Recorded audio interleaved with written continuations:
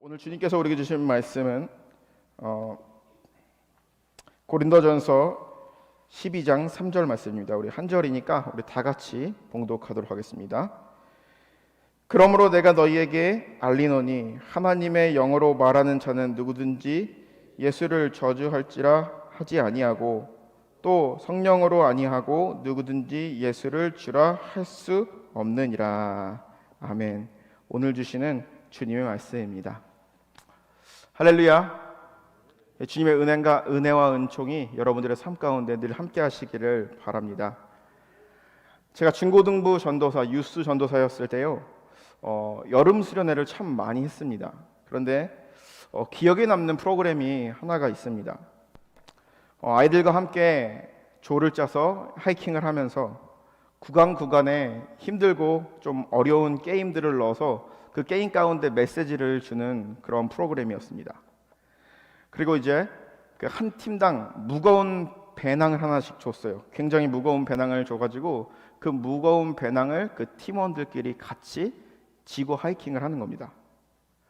그런데 배낭 안에는 무엇이 들었는지 알려주지는 않았습니다. 사실은 그 배낭 안에 아이들이 마실 물과 그리고 또 먹을 것들이 잔뜩 들었습니다. 아이들은 힘겹게 코스를 다 마치게 되었습니다. 그리고 나서 아이들에게 배낭에 있는 것을 열어보라고 했어요. 그런데 거기 들어보니까 물도 있고 과자도 있고 여러 가지 이렇게 쉴 때 먹을 수 있는 그런 것들이 이제 들어있는 거예요. 아이들은 이제 저에 대해서 굉장한 배신감을 느꼈는지 저를 막 째려보기 시작했습니다. 그런데 사실은 그 게임을 통하여서 그 배낭이 주는 메시지는 바로 뭐였냐면은, 우리 안에 성령님이 우리와 늘 함께 계시지만 그리고 또 우리의 필요를 반드시 채우시는 분인데, 우리가 성령의 음성을 듣지 못하고 우리의 내면을 잘 보지 못하면 하나님의 음성을 들을 수 없다라는 그런 메시지를 전해주고 싶었습니다. 단순한 아이들이 했던 수련회 프로그램 중에 하나입니다. 그런데 우리도 마찬가지일 것입니다. 우리는 때로는 목적 지향적인 삶을 살아가기도 합니다. 그러면서 우리는 인생의 중요한 것을 놓칠 때가 많습니다. 그러면서 우리가 이렇게 생각을 하죠. 열심히 인생을 살아왔는데 주위에 아무도 없구나, 남는 것이 없구나 라고 생각이 들 때가 있죠. 우리는 무엇을 위해서 살았나, 그리고 또 이러한 마음이 우리에게 찾아올 때 깊은 허무감이 우리의 마음을 차지할 때가 있습니다.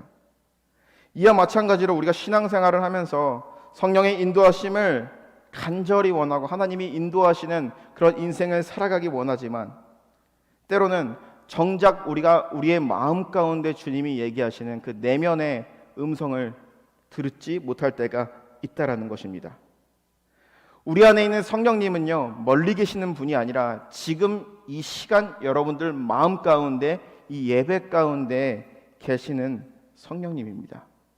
이 시간 우리가 예배할 때에, 말씀을 나눌 때에 우리 내면에 우리에게 말씀하시는 그 성령의 음성을 들으시는 저와 여러분들 되시기를 주님의 이름으로 간절히 축원합니다. 잠깐 기도하겠습니다. 주님의 성령이 우리의 마음을 다스려 주시고, 우리가 세상의 시끄러운 소리와 나의 주장과 나의 의 때문에 듣지 못했던 주님의 음성을 이 시간 말씀을 통해서 듣는 시간 될 수 있도록 주여 인도하여 주시옵소서. 주께서 함께 해주실 것 믿사오며 우리를 위해 죽으신 예수 그리스도 이름으로 감사히 기도드렸습니다. 아멘.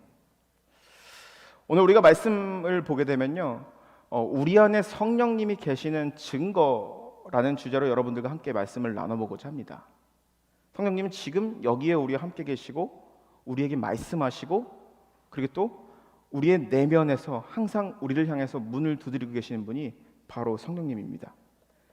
그런데 우리가 인생을 돌아봤을 때 성령님이 우리에게 계셨다라고 생각이 든 사람도 있겠지만, 없었던 것 같은데 라고 생각이 들 수도 있어요. 그런데 오늘 말씀을 통해서 성령님이 지금 우리와 함께 계신다라는 것을 여러분들과 함께 같이 묵상해 보고자 합니다.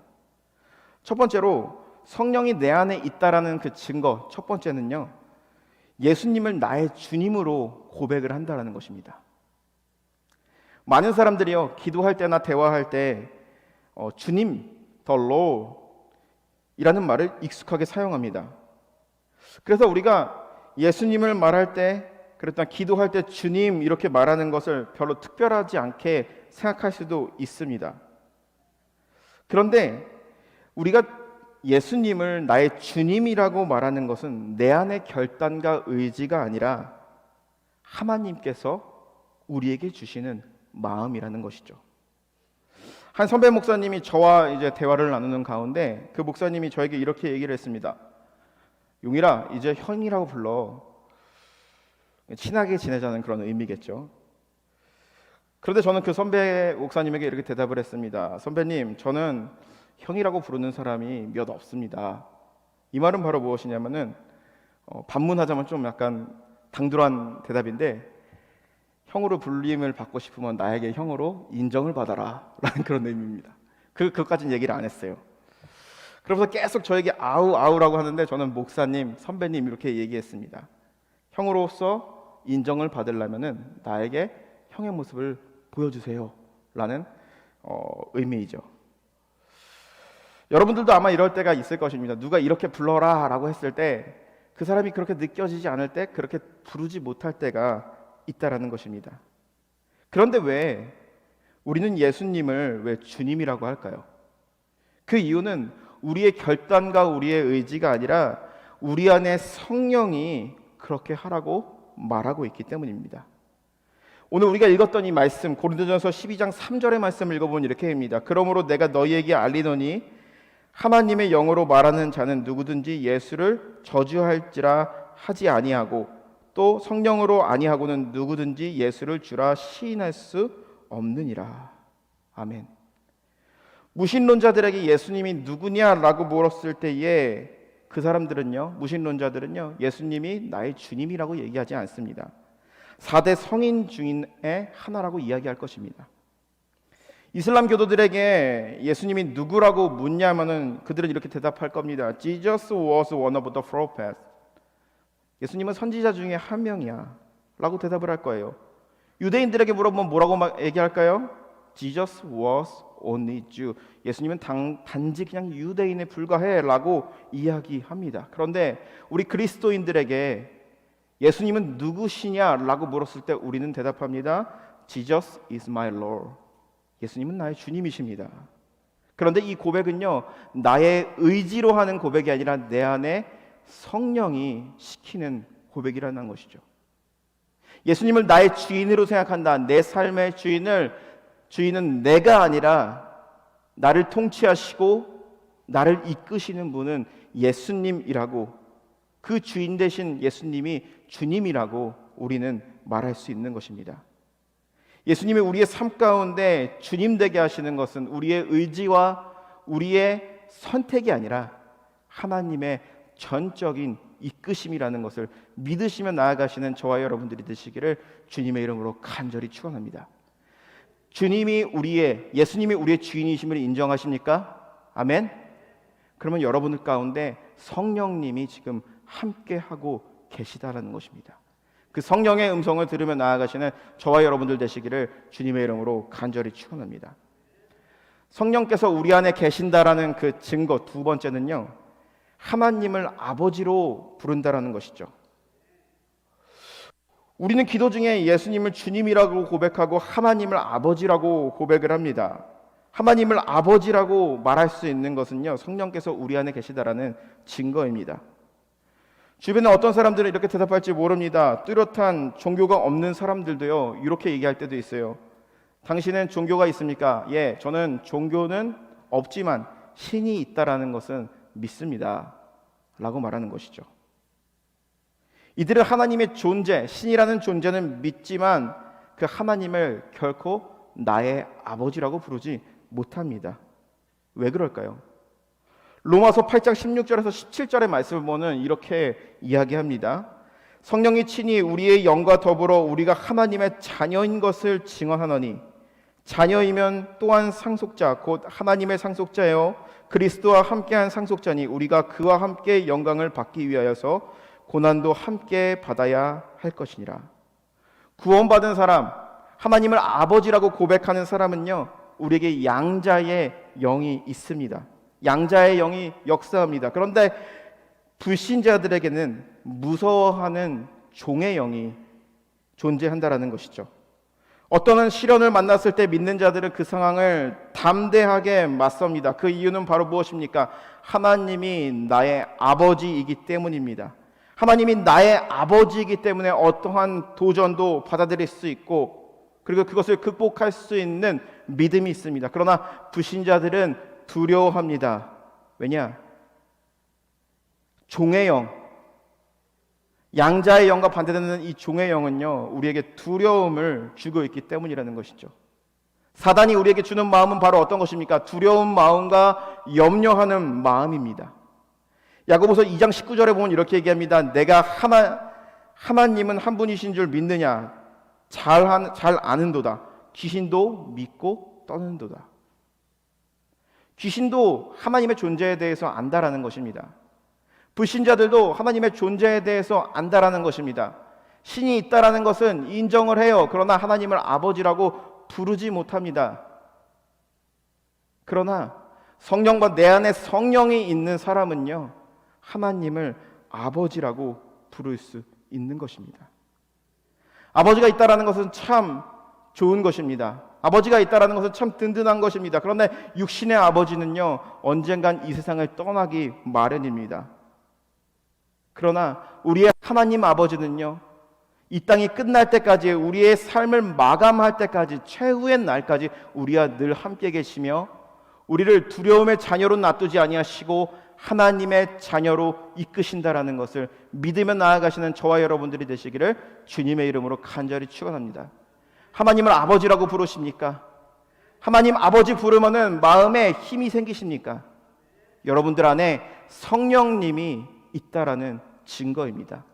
그 증거를 반드시 확인하시며 나아가시는 저와 여러분들 되시기를 주님의 이름으로 간절히 축원합니다. 세 번째로는요, 성령께서 내 안에 있다라는 증거는요, 하나님의 은혜를 깨닫는다라는 것이죠. 고린도전서 2장 12절의 말씀을 보면 이렇게 얘기합니다. 우리가 세상의 영을 받지 아니하고 오직 하나님으로부터 온 영을 받았으니 이는 우리로 하여금 하나님께서 우리에게 은혜로 주신 것들을 알게 하려 하심이라. 믿지 않는 사람들은요, 세상의 영을 가지고 살아갑니다. 그렇기 때문에 세상에서 제공되는 기쁨으로 살아갑니다.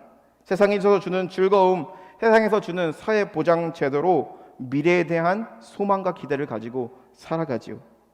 하지만 예수님을 믿는 사람, 내 안에 성령이 거하는 사람들은요, 하나님으로부터 온 영을 가지고 살아갑니다. 그리고 나서 하나님으로 인하여서 기쁨과 감사를 느낍니다. 우리가 예배를 드릴 때에 은혜롭다라고 생각이 들 때가 있습니다. 그리고 찬양을 부를 때에 이 찬양이 참 은혜롭다라고 생각이 들 때가 있습니다. 그것을 알게 하는 하나님의 은혜가 우리 가운데 있기 때문입니다. 그리고 성령 받은 자들은, 우리 안에 성령이 있는 자들은 그 은혜를 깨닫게 된다라는 것이죠. 은혜라는 것은 바로 무엇입니까? 값없이 주어지는 선물입니다. 내 어떤 노력과 공로가 아니라 하나님께서 우리에게 값없이 주어지는 선물, 그 은혜를 느끼게 된다는 것이죠. 그런데 불신자들은 찬양을 듣거나 말씀을 들을 때 찬양을 부르면서 이렇게 생각이 듣겠죠. 음악이 참 좋네. 저 사람 참 노래 잘하네. 저 사람 참 재질 있어. 말씀을 들을 때 이렇게 생각이 들 때도 있겠죠. 아, 참 배울 게 많네. 아, 오늘 좀 지식으로 충만했어 라고 생각이 들 수도 있습니다. 이것이 바로 차이라는 것이죠. 똑같은 음악, 똑같은 사람이 하는 말입니다. 그런데 내 안에 성령이 있는 사람들은요, 내 안에 성령이 나를 사로잡고 있는 사람들은요, 찬양을 들을 때 은혜를 느끼고 말씀을 들을 때 은혜를 경험합니다. 하지만 그렇지 않으면은 단순한 지식 전달과 그냥 음악에 불과한다라는 것이죠. 그것이 믿지 아니하는 자들과 믿는 자들의 마음일 것입니다. 내 안에 성령이 사로잡고 있다 그러면은 그것을 통해서 은혜를 경험할 수 있는 것입니다. 한 어머니와 딸이 교회에 갔습니다. 어머니가 이 딸에게 굉장히 많이 부탁을 했어요. 제발 교회 한 번만 나가자. 제발 교회 한 번만 나가자 해가지고 이 딸이 그래 어머니 갑시다 하고 교회에 따라가게 됩니다. 그런데 교회에서 예배를 드리고 와서 어머니에게 딸은 이야기합니다. 어머니, 저는 다시는 교회에 나가지 않겠습니다. 어머니가 아무리 부탁을 한다 그래도 저는 다시는 교회에 나가지 않겠습니다. 왜 그러냐면 딸이 본 교회는 이렇습니다. 처음에 교회를 갔을 때 많은 사람들이 환대해 주는 것 같아 보였습니다. 그런데 교회 안에 인종차별이 존재했고요. 인종이 다르다는 이유로 차별을 하고, 그리고 또 교회 안에서 목사님과 성도님들이 싸우는 것을 봤습니다. 예배 시간에 예배를 잘 드리는 성도님들이 있는가 반면에 뒤에 앉아서 예배를 평가하는 이들이 있었습니다. 교회 안에 위선적인 사람들이 너무나도 가득했습니다. 앞에서는 밝게 인사하며 친절하게 대하지만 예배당 밖을 벗어나서는 정말 악하게 살아가는 사람들을 이 딸은 봤던 거죠.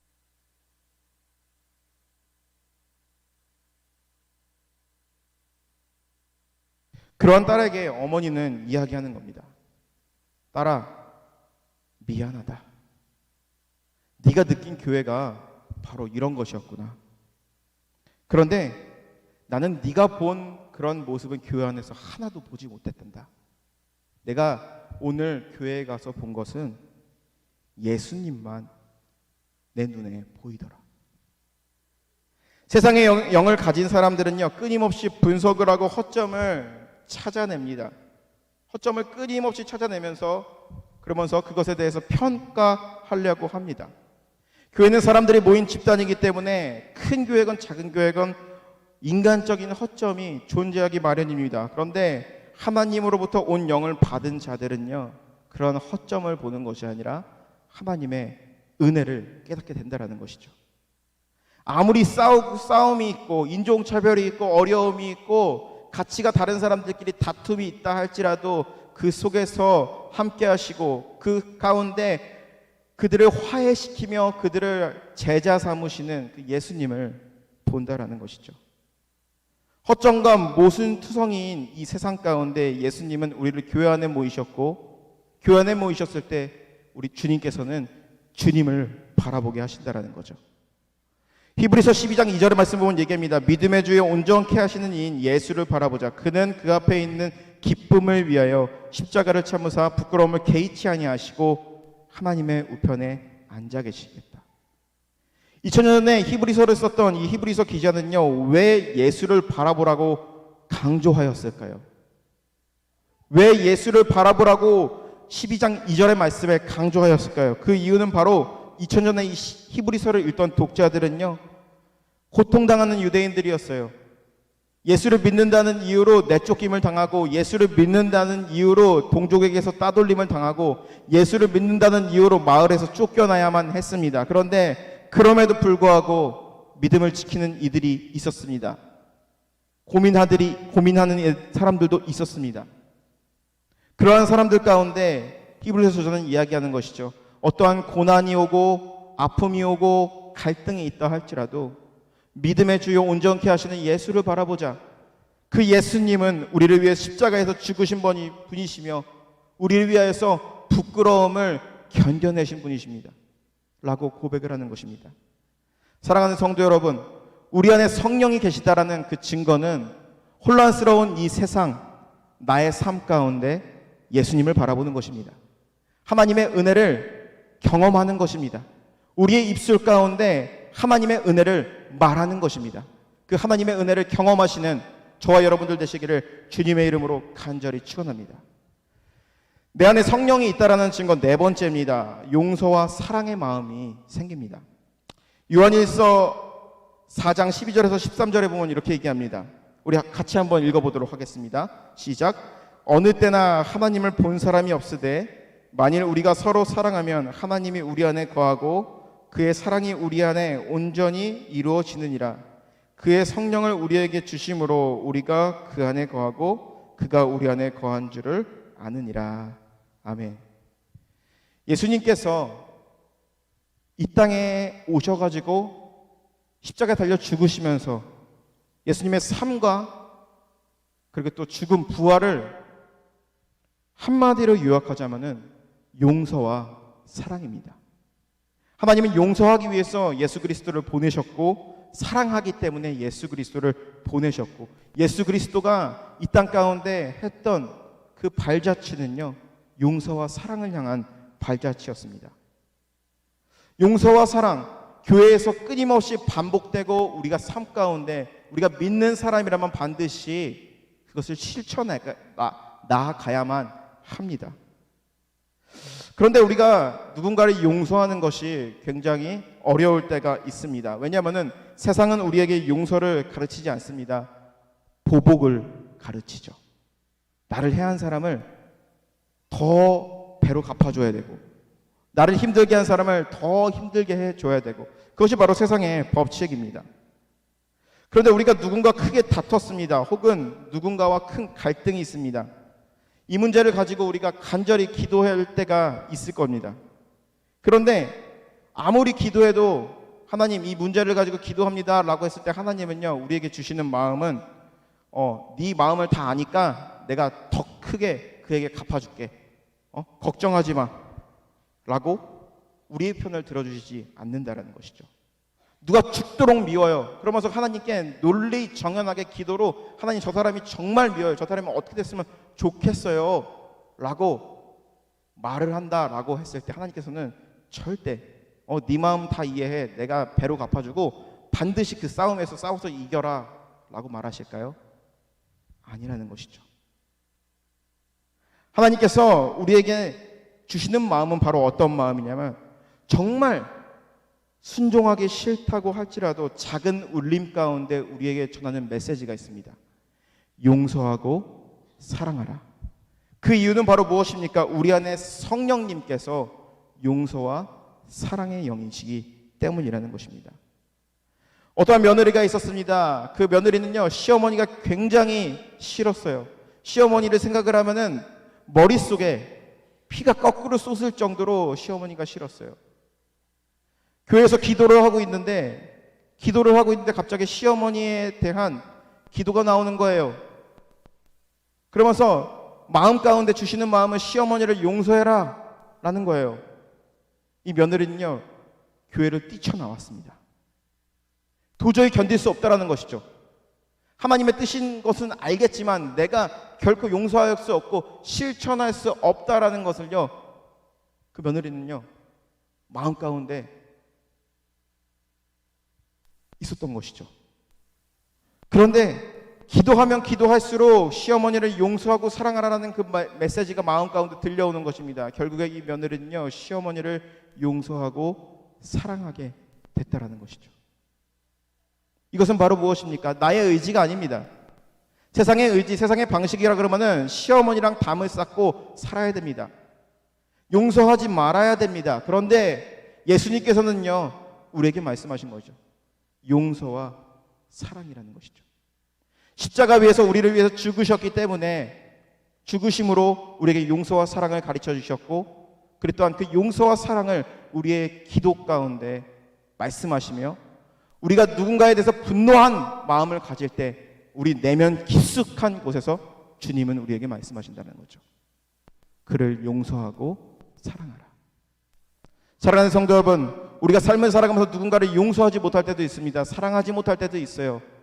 그런데 그럴 때 우리의 생각을 잠시 내려놓고 우리의 내면에 말씀하고 계시는 그 예수님의 음성을 들으시는 저와 여러분들 되시기를 주님의 이름으로 간절히 축원합니다. 어떤 사람은 예수님의 음성이 귀로 들릴 수도 있어요. 그런데 예수님 귀로 들린다는 사람들도 있어요. 그런데 주님께서는 우리에게 마음으로 말씀하십니다. 성경을 통해서 말씀하십니다. 그 음성을 경험하시는 저와 여러분들 되시기를 주님의 이름으로 간절히 축원합니다. 다섯 번째로요, 성령은 근심을 깨닫게 하십니다.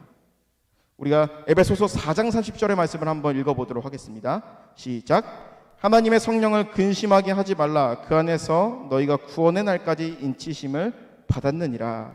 아멘. 우리 안에 계신 이 성령님은요, 우리가 잘하였을 때 우리 안에 있고, 우리가 잘 못하였을 때 우리를 떠나시는 분이 아니십니다. 우리가 구원받는 날, 하나님 나라 가는 그날까지 우리를 떠나지 않고 지키시는 분이 바로 성령님입니다.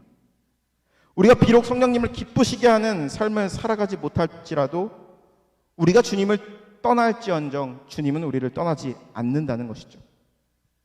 성령 받은 우리에게 근심이 있습니다. 어떠한 근심일까요? 성령이 우리에게 근심케 하는 것은 바로 무엇입니까? 우리가 그럴 때가 있죠.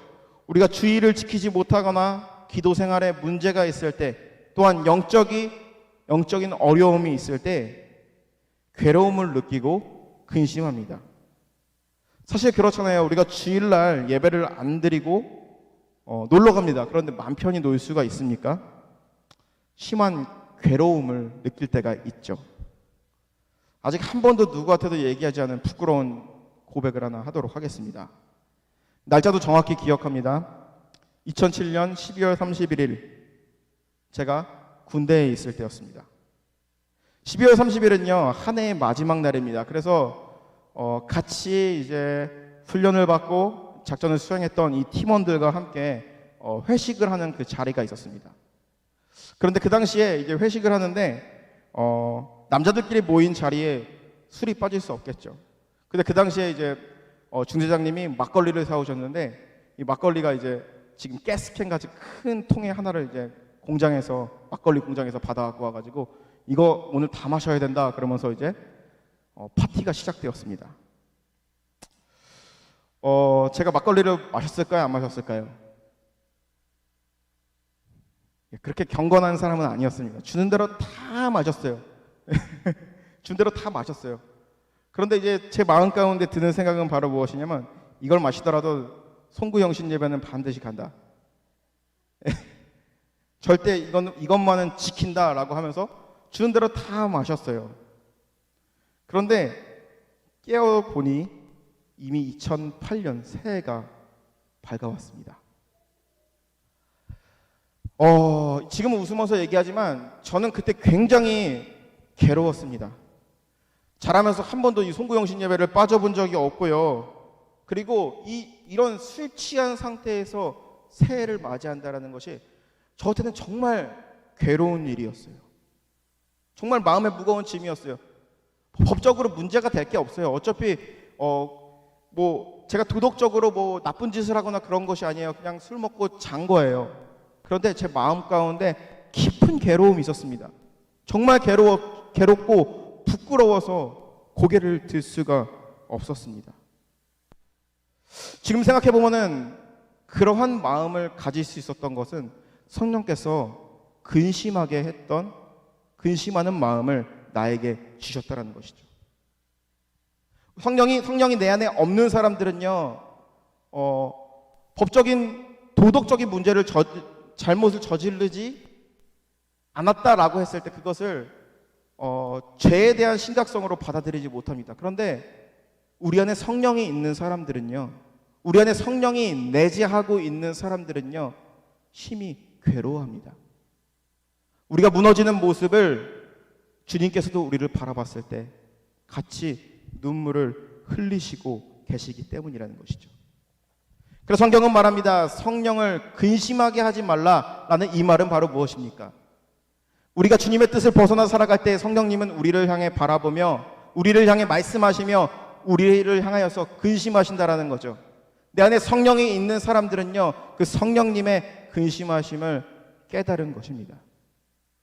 그것이 바로 우리에게 주어지는 성령이 우리 안에 있다라는 증거며 우리가 믿음의 삶을 살아가는 이유입니다. 2008년 1월 1일부터 저는 정말 괴로웠습니다. 지금까지 누구에게도 얘기를 하지 못했어요. 너무나도 부끄럽고 창피해가지고. 그런데요, 우리가 사람이 뭔가 이렇게 잘못을 하면 죄책감을 느낀다라고 하잖아요. 그런데 마찬가지로 우리가 신앙생활에 한번 넘어진다라고 했을 때 우리에게 죄책감, 가책 이런 비슷한 것을 느끼게 됩니다. 그리고 끊임없이 우리를 낮아지게 만들고 침노하게 만듭니다. 일어서지 못하게끔 끊임없는 죄책감과 끊임없는 나를 질타하는 그런 마음을 우리에게 줍니다. 그런데 사단이 주는 마음, 세상이 주는 마음이 그거라면은 알겠습니다. 그런데 성령님께서도 우리에게 마음에 근심을 주시지만 성령님께서는 반드시 그러한 자들을 낙심 가운데 절망 가운데 두지 아니하시고 다시금 그것을 회복하게 하십니다. 마음이 너무 괴로웠어요. 그런데 하루는 어떤 군종 목사님, 제가 섬기던 그 백마다의 교회의 군종 목사님이 저를 부르신 거예요. 어떻게 요즘에 생활은 잘하고 있니? 근데 마음에 근심이 많아 보인다. 예, 마음에 근심이 많습니다 하면서, 당시에 제가 신학생이었던 저는 그 목사님에게 마치 12월 31일에 있었던 그것을 다 이야기했어요. 목사님, 제가 송구영신 예배는 나오려고 그랬는데 막걸리를 다 받아 먹다 보니 2008년 새해가 왔습니다. 그래서 그 죄책감 때문에 지금 너무나도 며칠 힘듭니다. 이것을 어떻게 극복할 수 있을까요? 그런데 그 군종 목사님은 저에게 이런 얘기를 하는 거예요. 용일아, 여기서 이제 군교회 같은 경우에는 군인들만 있는 게 아니라 군인들의 가족들이 또 와요. 중고등부 사역을 한번 해보는 게 어떻겠니? 라고 질문을 하는 거예요. 목사님, 방금도 말씀드렸지만 저는 그럴 자격이 안 됩니다. 못합니다. 그리고 저도 대학교 1학년밖에 안 마치고 왔기 때문에 아는 것도 없고요. 설교를 해본 적도 없고 사역을 해본 적도 없어요. 그러자 그 목사님이 계속 권유를 하는 거예요. 끊임없이 저에게 명령을 했어요. 너 주일날 교회 나와서 중고등부 애들의 예배를 지키고 그들을 위한 목회를 해 라고 하는 거예요. 처음엔 나도 괴로웠어요. 교회를 가는 것이 너무 부끄럽고, 그리고 또 그 순간 고개를 들 수 없는 그런 괴로움이 있었어요. 그런데 아이들 앞에서 말씀을 전할 때, 그리고 또 기도하면서 예배를 준비할 때 제 마음 가운데 나의 그 무너진 나의 모습을 다시 세워주시는 그 주님을 발견했습니다. 그것은 바로 무엇입니까? 내가 잘나서 내가 잘했기 때문에 하나님께서 이곳에 세우신 것이 아니라 나를 깨닫기 위해서, 나를 무너진 나를 다시 세우기 위해서 나에게 용기와 힘을 주시고 다시금 성령을 근심케 하지 아니하게 하고 하나님의 길을 가게 하기 위해서 이런 기회를 주셨구나. 성령님께서는요, 우리에게 주시는 것은 바로 무엇입니까? 우리가 주님의 뜻을 벗어나 살아갈 때에 우리의 마음 가운데 죄책감을 주십니다. 근심하게 하십니다. 괴롭게 하십니다. 하지만 우리를 괴로움의 깊은 구덩이에서 가만 놔두는 것이 아니라 우리를 반드시 끌어내어 하나님께 순종하는 삶을 살아가게 합니다. 구덩이에 빠진 요셉을 주께서 건져내시고 그를 통하여서 애굽의 총리를 만드셨던 것처럼 영원한 슬픔과 좌절과 패배감에 있게 하지 않는다라는 것이죠. 우리를 다시 뉘우치게 하고 우리를 다시 세우시고 그 가운데 하나님의 은혜를 우리가 고백할 수 있게 되는 것입니다. 세상 사람들은요, 실패하면은 그 실패로 인하여서 영원한 깊은 구덩이 속으로 들어가게 됩니다. 그러나 내 안에 성령이 있는 자들은요, 가끔 우리가 살아가면서 넘어질 때도 있고 무너질 때도 있고, 그리고 또 주님과 멀어질 때도 있습니다. 하지만 우리를 홀로 내버려 두지 아니하시고 우리를 버리지 아니하시고 우리와 영원히 함께 하시며 우리를 붙드시는 분이 바로 성령님임을 믿으시는 저와 여러분들 되시기를 주님의 이름으로 간절히 축원합니다. 저와 여러분 안에는 성령님이 지금도 우리와 함께 계십니다. 성령님은 멀리 계신 분 아니고 우리가 부흥회를 할 때나 금요기도에 뜨겁게 기도할 때만 임재하는 것이 아닙니다. 지금 이 순간 여러분들의 마음 가운데 성령을 통해서 말씀하시고 우리가 삶을 살아가면서 인생의 고난의 문제, 어려움의 문제, 그리고 내가 해결할 수 없는 답답한 문제를 만났을 때 우리에게 마음을 주시고 누군가를 용서할 수 없고 누군가를 향한 원망과 분노가 끌어오를 때 마음속 깊은 곳에서 우리에게 사랑과 용서를 얘기하며 주님의 길을 가게 만드는 것이 바로 성령님입니다. 그 성령님을 내 안에 계시며 내 안에 말씀하시고 계시는 그 성령님을 한 주간의 삶 가운데 만나시는 저와 여러분들이 되시기를 주님의 이름으로 간절히 축원합니다. 그리고 그 성령의 음성에 우리가 순종하며 나아가는 모든 교우들이 되기를 주님의 이름으로 간절히 축원합니다. 기도하시겠습니다.